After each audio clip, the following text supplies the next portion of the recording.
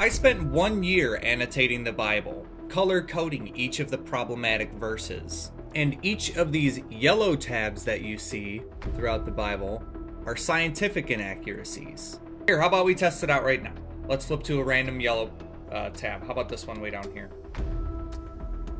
Leviticus 15:24. If a man has sexual intercourse with her and her blood touches him, her menstrual impurity will be transmitted to him. He will remain unclean for 7 days, and any bed on which he lies will be unclean. Here, let's do another one. Let's aim for the New Testament. Let's do, how about this one right here? Ezekiel 47:8. The waters of the stream will make the salty waters of the Dead Sea fresh and pure. That's not how that works. And that's just the scientific inaccuracies. That's just the yellow tabs. Each tab has its own purpose. This young fellow fancies that because he studied this for a whole year, he is now an expert in biblical exegesis and finding scientific errors. I think he could have chosen much better examples than these. I could have chosen better examples. For example, the creation of the world in 6 days, or Noah's flood. But the examples that he chose are just misconceived. For example, the passage about a woman's menstrual flow is talking about ceremonial uncleanness.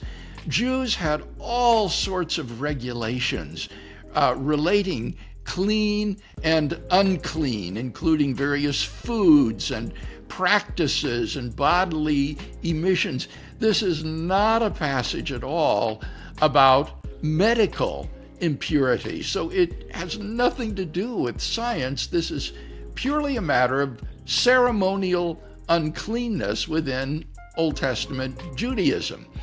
Now, the passage he read from Ezekiel is part of the latter half of the prophecy of Ezekiel, chapters 40 to 48.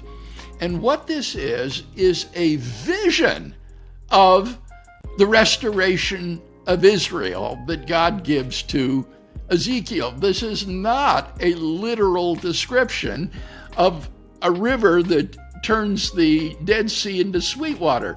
In the 40th chapter of Ezekiel, it begins with these words: "In the 25th year of our exile, the hand of the Lord was upon me and brought me in the visions of God into the land of Israel, and set me down on a very high mountain, on which was a structure like a city opposite me.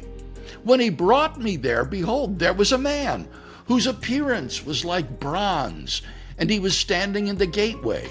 And the man said to me, Son of man, look with your eyes and hear with your ears, and set your mind upon all that I shall show you, for you were brought here in order that I might show it to you. Declare all that you see to the house of Israel."